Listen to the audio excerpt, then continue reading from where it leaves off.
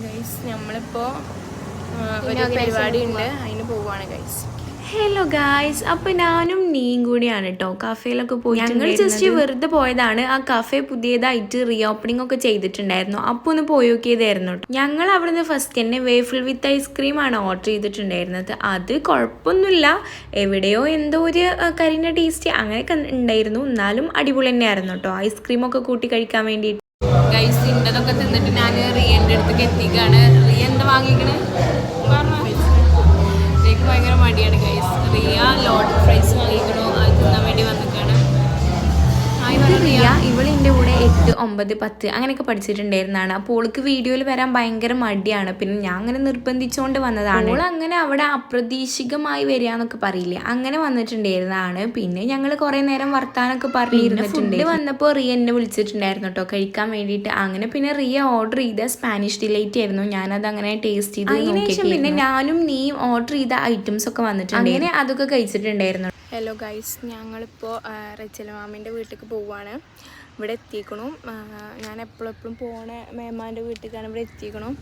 അപ്പോൾ ഗൈസ് നീ അതാ ബാക്കിൽ വരുന്നുണ്ട്, കണ്ടോ ഗൈസ്. ഇത് പിന്നെ ഞങ്ങൾ ആ പരിപാടിയൊക്കെ കഴിഞ്ഞിട്ട് ഞാനും നീയും കൂടി മേമാൻ്റെ വീട്ടിൽ ഒന്ന് പോയി. അവിടെ എത്തിയിട്ട് മേമ എന്നത്തെയും പോലെ തന്നെ ഫസ്റ്റ് തന്നെ ഒരു ജ്യൂസ് അടിച്ചിട്ട് തന്നിട്ടുണ്ട്. നല്ല വെയിലൊക്കെ കൊണ്ട് ബസ്സിനൊക്കെ പോയോണ്ടാ തോന്നുന്നു ജ്യൂസ് കിട്ടിയപ്പോൾ നല്ലൊരു സമാധാനം ഉണ്ടായിരുന്നു. ആ ജ്യൂസൊക്കെ കുടിക്കൽ കഴിഞ്ഞിട്ട് ഞങ്ങളെ പെട്ടെന്ന് തന്നെ അവിടെ നിന്ന് ഇറങ്ങിയിട്ടുണ്ടായിരുന്നു കേട്ടോ. കാരണം ഞങ്ങൾക്ക് ഇത് കഴിഞ്ഞിട്ട് ഉമ്മാൻ്റെ വീട്ടിലേക്കൊക്കെ ഒന്ന് പോകണ്ടിരുന്നു. അപ്പോൾ ഞങ്ങൾ പെട്ടെന്ന് തന്നെ അവിടെ നിന്ന് ഇറങ്ങി. അങ്ങനെ ജ്യൂസൊക്കെ കുടിക്കൽ കഴിഞ്ഞിട്ട് ഞങ്ങൾ സിൽബൂനിയും വാവനൊക്കെ ഡ്രസ്സ് മാറ്റി. കാരണം ഓലും ഞങ്ങളെ കൂടെ ഉമ്മാൻ്റെ വീട്ടിലേക്ക് വന്നിട്ടുണ്ടായിരുന്നു. പിന്നെ അവിടെ നിന്ന് ഞങ്ങൾ എല്ലാവരും പാടെ അങ്ങനെ പോവാണ്. പിന്നെ ഞാൻ നോക്കിയപ്പോൾ അവിടെ ഊഞ്ഞാലം ഇരുന്ന് ഒരാൾ ആടിക്കൊണ്ടിരിക്കണ്ടായിരുന്നു കേട്ടോ. അത് വേറെ ആരുമല്ല. പിന്നെ ഇപ്പൊ മാമി നോമ്പൊക്കെ കഴിഞ്ഞപ്പോൾ വീട് നല്ല സെറ്റപ്പ് ആക്കിയിട്ടുണ്ടായിരുന്നു. നല്ല അടിപൊളി കുറെ ഇന്റീരിയറും കാര്യങ്ങളൊക്കെ വന്നിട്ടുണ്ടായിരുന്നു കേട്ടോ. അപ്പൊ ഞാൻ അതൊക്കെ ഒന്ന് വീഡിയോ എടുത്ത്, ഞാൻ നേരത്തെ പറഞ്ഞ പോലെ തന്നെ ഊഞ്ഞാലം ഇരുന്ന് ആടുണ്ട്, അത് വീഡിയോ എടുക്കാൻ വേണ്ടിയിട്ടാണ്. പിന്നെ മൈൻഡ് ചെയ്തങ്ങനെ സിൽബുന്റെയും വാവന്റെയും മാറ്റലൊക്കെ കഴിഞ്ഞിട്ട് പിന്നെ ഞങ്ങൾ നേരെ ഓട്ടോ വിളിച്ചിട്ടാണ് കേട്ടോ ഉമ്മാന്റെ വീട്ടിലേക്ക് പോയിക്കൊണ്ടിരിക്കണ കണ്ടാ തോന്നുന്നു നല്ല പാവങ്ങളാണെന്ന്. പക്ഷെ ഇങ്ങനെയൊന്നല്ല, ക്യാമറ ഓഫ് ചെയ്താലാണ് ഇവലെ തനി സ്വഭാവം എന്താണെന്ന് ഞാൻ തീരെ മോശമൊന്നുമല്ല, ഞാൻ നല്ലൊട്ട് കളിയാക്കും ചെയ്യൂട്ടോ.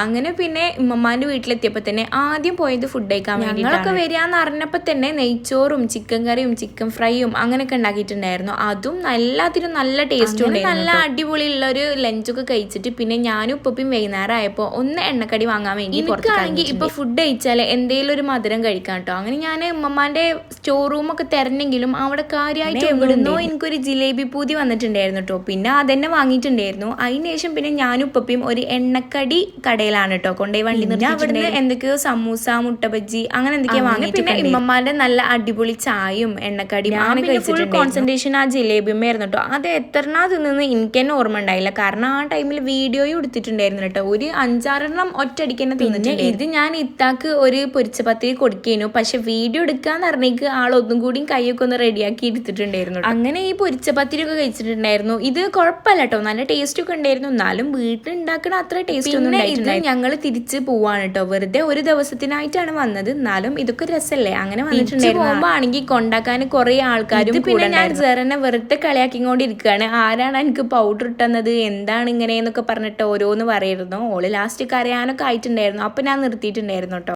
ഗൈസ് ഞങ്ങൾ ടൗണിലെത്തി അങ്ങനെ. പക്ഷേ നല്ലൊരു കോമഡി ഉണ്ടായി അതിൻ്റെ ഇടയിൽ. എന്താ വെച്ചാൽ ഞങ്ങൾ അവിടുന്ന് ഒരു ചാലഞ്ചിനൊരു ഐസ്ക്രീം വാങ്ങേണ്ടിനു. അപ്പോൾ ഐസ്ക്രീം വാങ്ങാൻ വേണ്ടിയിട്ട് ഒരു കടയിൽ കയറി. അവിടുന്ന് മറ്റേ അരുണിൻ്റെ ബൈറ്റ്സാണ് വാങ്ങി. അങ്ങനെ ഐസ്ക്രീമൊക്കെ വാങ്ങി ഞങ്ങൾ. അയാൾ പിന്നെ ബട്ടറും വാങ്ങേണ്ടിനു. അതൊക്കെ വാങ്ങി പോരുമ്പോൾ കവർ തന്നു. അപ്പോൾ ഞങ്ങളതിങ്ങനെ പിടിച്ച് ഇവിടെ വന്ന് ഞാനിങ്ങനെ ഐസ്ക്രീം അല്ലേ അപ്പോൾ അലിയും ഫ്രിഡ്ജിൽ വെക്കാൻ വിചാരിച്ച് നോക്കിയപ്പോൾ ഐസ്ക്രീം കാണാനല്ല ഗൈസ്, മിസ്സായിക്കോണം. അപ്പോൾ എന്തായാലും പൈസയൊക്കെ കൊടുത്ത് ഐസ്ക്രീം വാങ്ങിയല്ലേ, പിന്നെ എന്തായാലും വാങ്ങേണ്ട ഒരു ആവശ്യമുണ്ട്. ഞങ്ങൾ തിരിച്ചിട്ട് വീണ്ടും ആ കടയ്ക്ക് തന്നെ പോവുകയാണ്. ഐസ്ക്രീം പൈസയൊക്കെ കൊടുത്തതാണ്, പക്ഷേ അതവിടെ മറന്നു വെച്ച് പോയിക്കണം. ഞങ്ങൾ ഇനിയും ഐസ്ക്രീം ഇന്നാണെങ്കിൽ വിഷുവൊക്കെ ആയിട്ട് ടൗണിൽ നിറച്ച് തിരക്കാണ്. അപ്പോൾ